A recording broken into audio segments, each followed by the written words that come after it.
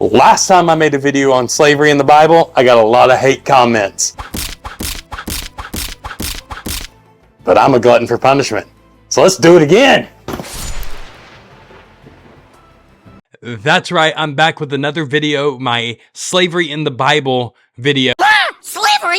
Yes, slavery. This is part 2. If you did not see part 1, links down in the description. You want to go watch part 1 before you watch this one. In part 1, we dealt with foreign slaves and slavery in general in scripture and what it talks about and how it's not exactly what some people make it out to be. There is this huge argument among atheists and people who are against the Bible that the Bible supports slavery. You know, it is just an inconvenient fact that slavery is endorsed in the Bible. It's explicitly endorsed in the Old Testament, and it's certainly not repudiated in the Bible and come away with the impression that it advocates slavery. Since God gives express permission and guidelines on how you may own slaves and how you can buy them from the neighbors, you can even keep children as slaves and they are to be your property forever. Never, ever, ever, ever once does it ever contradict that, not even on moral grounds, like it should, like it would. If it wasn't pro-slavery, it would be either neutral about it or it would condemn it. There would at least be a contradiction in there, but there's not. Only ever, yes, you can have slaves. Yes, you can keep slaves. Yes, be like slaves unto Christ. That's the message throughout, never changes. The Bible does knowingly support. Bible advocates for owning people as property and passing them on to your children. And it's actually not true, at least not in the way that they are referencing it. And so I am going through many of the passages, the main passages that they use to say the Bible supports slavery, and we're breaking it down to see what it actually says. Now, I do want to let you know this will be a series of videos, so if you haven't already, click that subscribe button, click that notification bell so you don't miss this, as well as other content on the channel.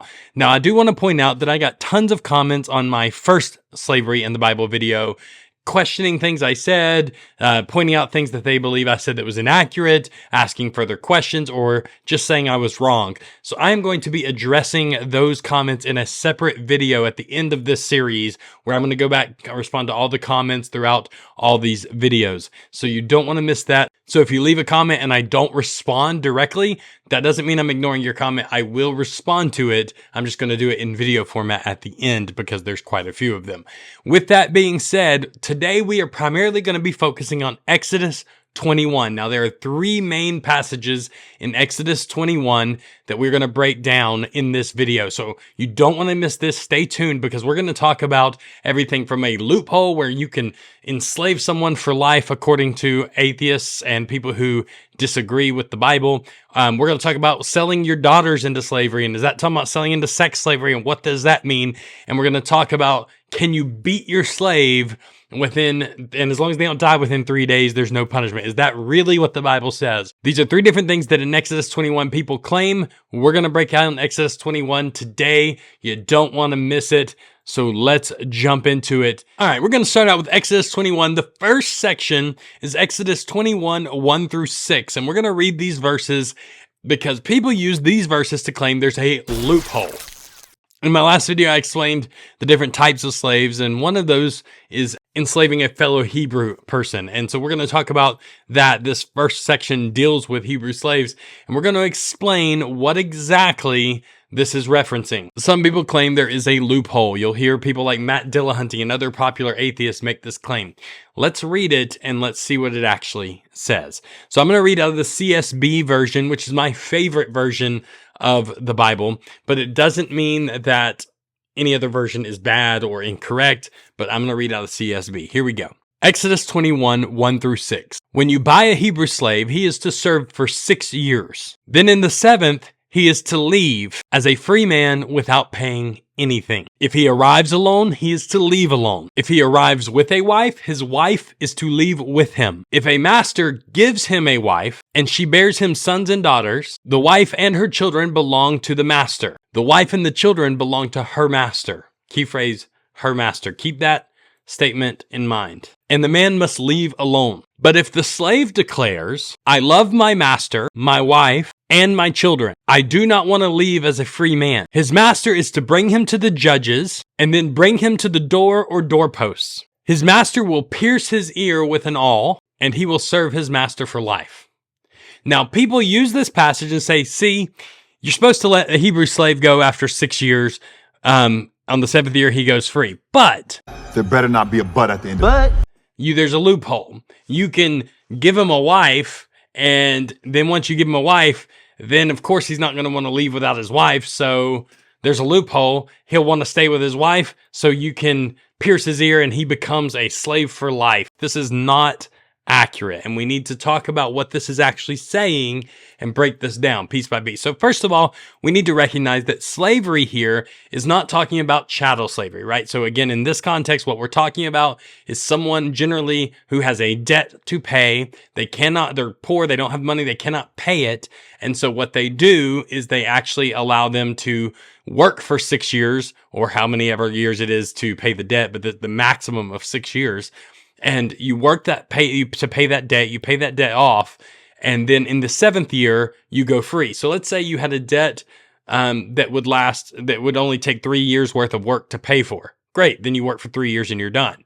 If it was a debt that would take you 10 years to pay off, well, you can only work 6 years, and in the 7th year, you go free. So the debt's canceled at that point. This was a way to help people in poverty be able to have a way to survive and live and not be so covered up with creditors that they end up not being able to pay and end up going to jail or doing other things. This was a way to allow them to pay off the debt, and it was actually beneficial to them because the maximum they could pay work was 6 years, even if the debt was 10 years worth of finance. So this was a very, very important system to help people in poverty, and they would work off this debt. Now, if a person who owned this debt or who had this debt sold themselves into slavery voluntarily for 6 years, they would work. If they came in with a wife, they would leave with their wife. Now, very key important phrase. It says, if the master gives the wife, then the wife stays with the master. Let me explain what this is talking about. Notice it says the wife stays with her master, meaning she is a slave for this person as well, or servant for this person as well. Now, she wasn't enslaved for life. Hebrews didn't intermarry then, right? So when they're giving a bride, it would be a Hebrew bride. So this is a Hebrew bride. Well, didn't we just read that the Hebrew bride is only required to serve 6 years? And in the 7th year, they go free? Any Hebrew slave, 6 years, 7th year, they go free? So when it talks about the Hebrew woman here being given to the Hebrew slave, it's talking about a woman who is paying off her own debt. She is paying off a debt that she would serve 6 years for. So she is serving her own 6-year term.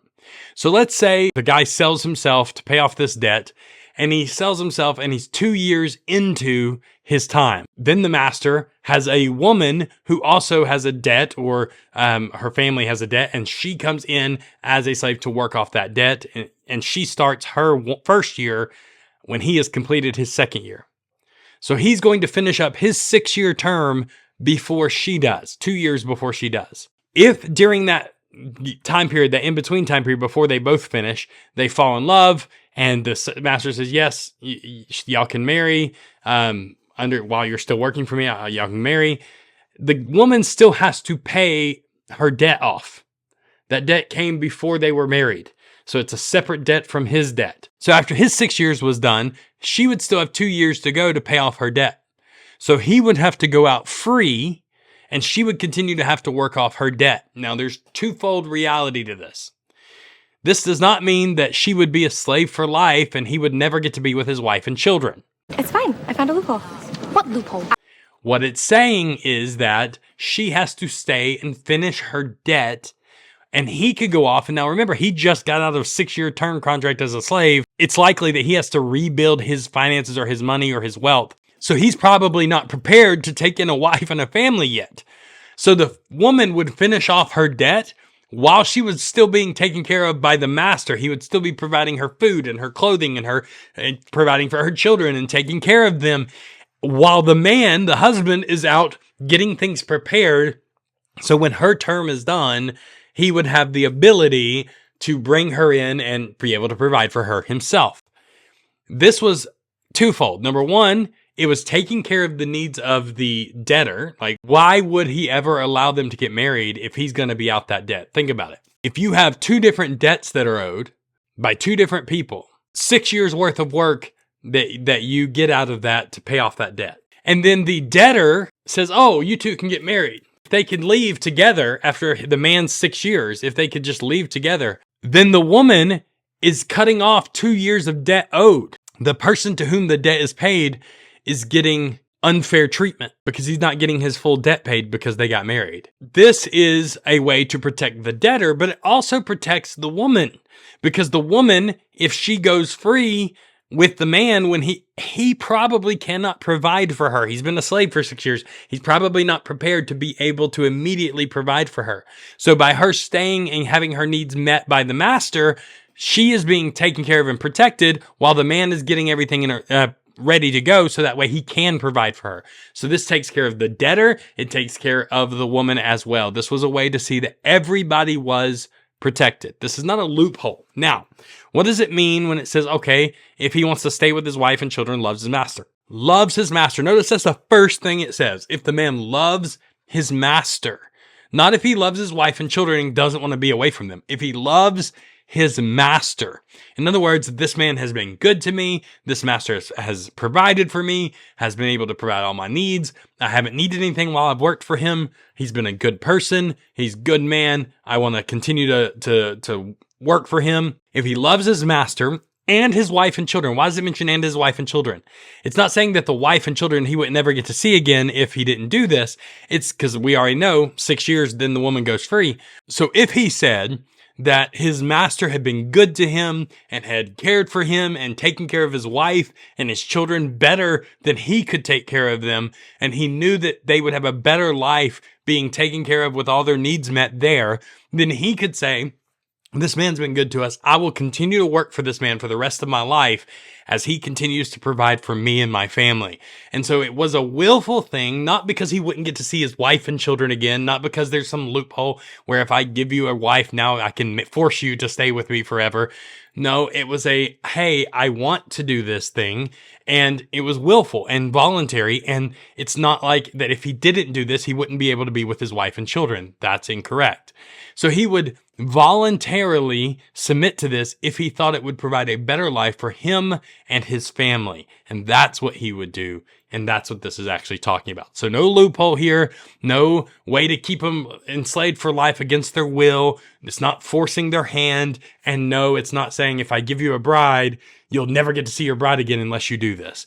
There's nothing in there in the text like that at all. People tend to read this, but they ignore the fact that the woman's a Hebrew slave as well, and therefore she would go free after 6 years as well.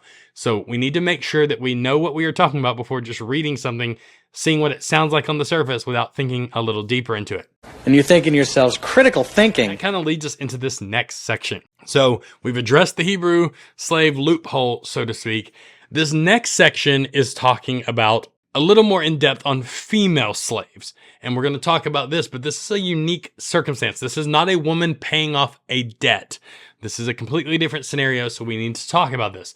This is verse 6 through 11. Now, I'm going to read this first in the CSB because I want you to understand, as while I like CSB and I think it's the best translation overall, there's no perfect translation. And I think the CSB in this text gets some words wrong or gets some things not necessarily wrong, but it doesn't convey the true meaning of the text, which I think King James does better. So I'm going to read it out of CSB so you can see where some confusion lies, and then we'll go look at the King James. So let's read this. Verses 7 through 11, Exodus 21. When a man sells his daughter as a concubine, she is not to leave as the male servants do. Now, stop. Before we go any further, I already hear the comments being typed down below. And we'll be able to see in the comments who actually listened to the whole thing rather than just that first part. People will point to this verse and say, see, you're wrong. The women didn't go free after 6 years. So what you just said about verses 1 through 6 is not true because the woman wouldn't go free after 6 years. No, this is a different type of slavery. This is a different reason she has sold herself into slavery. We're going to look at this in just a moment. A woman who sells herself into slavery who's a Hebrew will go free after 6 years if she's paying off a debt, if that's what she did. But that's not what this is actually talking about. Let's dig a little deeper, okay? Let's read the whole passage. So when a man sells his daughter as a concubine, now that word concubine, not the best word choice there. We'll look more in depth in that in a moment. She is not to leave as the male slaves do. if she is displeasing to her master, who chose her for himself, then he must let her be redeemed. He has no right to sell her to foreigners because he has acted treacherously toward her. Or if he chooses her for his son, he must deal with her according to the customary treatment of daughters. If he takes an additional wife, he must not reduce the food, the clothing, or marital rights of the first wife. And if he does not these three things for her, she may leave free of charge without any payment. All right. So what is this talking about? Some of this wording sounds confusing, especially in the CSB. It talks about selling her as a concubine, and it talks about her not being able to go free. And it just sounds weird. And some people have taken this to mean that men are selling their daughters into sex slavery, or they're selling them off to be married without the woman's choice, which is not true. So let's talk about what this is actually saying and the context of this, okay? So in the culture when this was written, there was this thing called a dowry. And the way a dowry would work is that, and this still happens today, by the way, there's cultures all across the world that have dowries. The way a dowry would work is that the groom, the man who was going to marry a woman, he would pay a dowry or a fee or some kind of what they call bride price to the family or the father of the bride in order for them to get married. Some people have an issue with this concept. They have an issue with this idea that, oh, we're paying you a certain price to get married, as if the woman is property. That's not the case. It's not that the woman is property. It's a value on her life. The way they would work back then is they would get betrothed, and legally, before they were even married, while they were just betrothed or engaged, legally, they were the same as married. And what they didn't want was that the man would just randomly hook up with this woman or say, hey, I'm going to betroth you. She's been betrothed. And then he just up and leaves her and says, forget you. And as a result, she's left divorced with nothing, considered under the law divorced, which in that culture, if you have a woman who's been divorced in that culture, that a lot of men wouldn't want to be with a woman who was already divorced, even if she had never gone through with consummating the marriage yet. So as a result of that, to protect the woman, the man had to pay a price for her. He's saying that, look, you're valuable and you're worth it, and I'm willing to pay because I value you so much, and I want you to know this is a commitment to you. It's kind of like we pay quite a bit of money many times for engagement rings, that we give that ring to the woman, and a man would say, hey, this is to show your value, your worth, that I am committed to you, and I'm putting this on your finger as a payment, a down payment, a sign that you are valuable and you to me are worth investing in. It's that same concept, okay? That's all it was. It wasn't saying she's property or she's just, pay the father for her because she belongs to the father. That wasn't the idea. It was a protection to the woman. What this is referring to is there are some times where poor families, a bride who comes from a poor family, the family is struggling to take care of the woman. And if they already know that this person and this woman want to be married and they want to be betrothed, what they would do is they say, okay, we're not quite at that stage yet, but look, we'll go ahead and the bridegroom family, we'll go ahead and pay the dowry, which means it helps the poor family out. The bride can come work with us as a maidservant, and she can work in the home, and she will take care of her like a daughter, and we'll take care of her as our family, and we'll provide her needs. So that way you're poor, you're struggling to provide her needs. We'll make sure her needs are met, and she can work for us and stay here with us as a maidservant until time for them to go and be married. So what this passage is talking about is not talking about slavery as in I'm selling myself into slavery for a temporary thing to pay off a debt, which is the 6 years thing. This is, hey, I'm working for you and getting to know your family and growing with your family and becoming part of your family. You're providing my needs to prepare me while we are waiting for marriage. So that's why you didn't go free after 6 years in this case, in this scenario, because you're already going into it for the purpose of marriage. This is why it's different than the first part of this passage where it talked about 6 years and giving the man a bride. This is talking about how the master, the master's son or the master themselves is actually paying the dowry, having this person come into their family, providing their needs while they wait on marriage, because it's for the purpose of marriage. So they're not giving this woman away to marriage some other slave. This is a person who's actually going to marry the master or the master's son. So that's different than what we talked about in the beginning of this chapter. So that's why the 6 years thing, that's why this doesn't apply to that. This is a separate category altogether. But I want you to notice in King James, it uses different language, and I think it makes it a little bit more clear. It doesn't use the word concubine. So this is what it says. In King James, it says, if a man sells his daughter to be a maidservant, she shall not go, notice it says maidservant, not concubine, she shall not go out as the men servants do.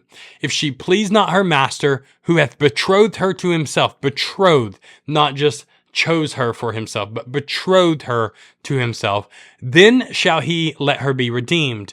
To sell her to a strange nation, he shall have no power. In other words, he can't do it, seeing that he has dealt deceitfully with her. And if he have betrothed her unto his son, he shall deal with her in the manner of daughters. If he take him another wife, her food, her raiment, her duty of marriage shall not be diminished. And if he does not these three things for her, she shall go free. So what's this saying?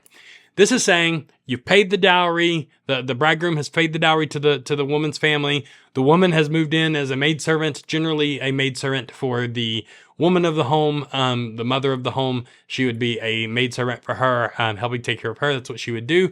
It's a way she would be treated like a daughter. She would take on daughterly duties. It says that they have to provide for her all of her food and all of her clothing. And the word there for food here is actually the word meat. It's not just, it's luxury food. It's the idea of luxurious food, not just the bare minimum and give you a couple bits of grain. The idea is that she would be treated like a daughter, like your own family.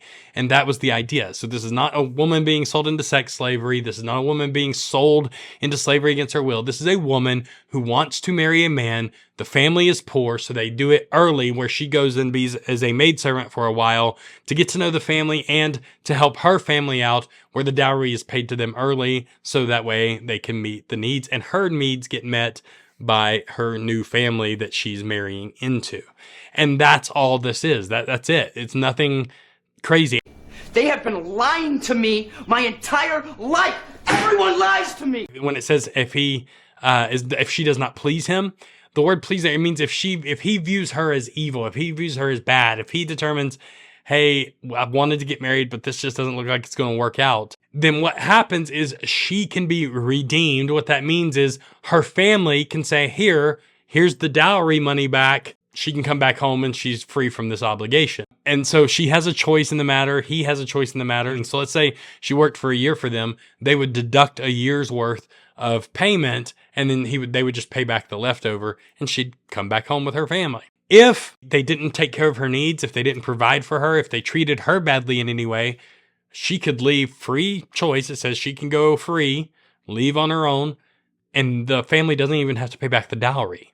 So this wasn't mean towards women. It was a way to protect women, to give them to have all their needs. Poor women and poor families would have all their needs met by this family they're marrying into. That's all this was. It was nothing nefarious or sex slavery or anything crazy at all. And by the way, some people think that the woman didn't have a choice in all this. That's false. The woman did. The woman did have a choice. In Genesis 24, we see that the woman had a choice. When Abraham sends his servant to go find a wife for Isaac, and he finds Rebekah. It says explicitly in Genesis 24, they asked the woman, are you willing to do this? Is this something you want to do? She said yes, but she had a choice. This is not something forced on the woman. I don't know why people have this idea that the woman's forced into this. There's nothing in the text or anywhere in culture that would indicate the woman was forced into this. This was not that kind of thing. And that takes us to the last part of Exodus 21 that is probably one of the most controversial parts. And it's the claim that you could treat your slaves badly, you could even beat them, and as long as they don't die in 3 days, there's no punishment. Is that actually what Exodus 21 says? Well, let's take a look, shall we? So first of all, I want to make a distinction here, because this is very, very important. Some people argue, because they don't pay attention to context, some people argue that because the beginning of Exodus 21 talks about Hebrew slaves, that the part we're about to read is only talking about Hebrew slaves. But that's not accurate. Of course not. There is nothing in the verses we're about to read that indicates this is only for Hebrew slaves. This would be for Hebrew and non-Hebrew slaves. How do I know? Because the context changes. Starting in verse 12 of Exodus 21, we move away from slavery and we move into personal injury. So if you read Exodus 21, starting in verse 12, it talks about whoever strikes a person, any person, slave or not, whoever strikes a person so that he dies, he must be put to death. If he did not intend any harm and yet God allowed it to happen, I'll appoint a place for you where he may flee. If a person schemes and willfully acts against his neighbor to murder him, not blah, blah, blah, blah, on and on. So the idea here is we've switched over from talking about slavery, which is the first couple of verses up through verse 11. And in verse 12, now God's giving laws on personal injury. How do we handle murder? How do we handle accidental killing like manslaughter? Things like that. And that's what it's addressing in these next few verses. And it includes some things about slavery here, but it's any slaves. We're no longer in the context of just Hebrew slaves. So when we get down to verse 20, so again, 12 through 20, we're talking about all kinds of personal injury. We're talking about kidnapping people, which was wrong. It condemns and says put to death. Talks about two men in a fight and accidentally hitting a pregnant woman, and it causes her to deliver the baby early, things like that. So all this stuff. So not just talking about slavery. But then we get to verse 20, and it's still talking about personal injury, not Hebrew slaves anymore, just personal injury. Let's look at Exodus 21:20. It says, when a man strikes his male or female slave with a rod, and the slave dies under his abuse, the owner must be punished. Now, the Hebrew word for punish here is the Hebrew word nakam, and nakam means death penalty. Every time it's used, it's generally death penalty. Now, it means punished, but it's a specific type of punishment, death penalty. So when it's talking about punished here, it's talking about the death penalty. So that's why we see in the next couple of verses, it talks about a life for a life, a tooth for a tooth, an eye for an eye. We'll get to that in just a moment. But this is where the next verse is where everybody gets a little iffy and they're like, well, what are you saying here? What it says in the next verse, verse 21, it says, however, if the slave can stand up after a day or two, the owner should not be punished because he is his owner's property.